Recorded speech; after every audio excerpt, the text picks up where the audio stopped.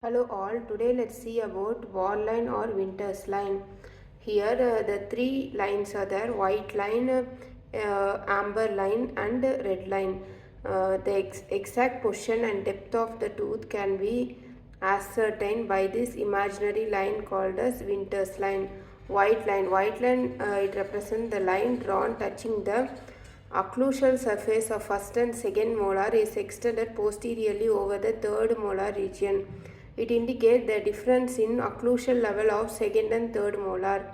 Amber line runs at the level of crest of interdental septum between the molars and represent the bone level covering the impacted tooth. Red line, it is drawn perpendicular from the amber line to an imaginary point of application of elevator. It indicates the depth of the tooth into the bone and the difficult encountered in removing the tooth. Thank you.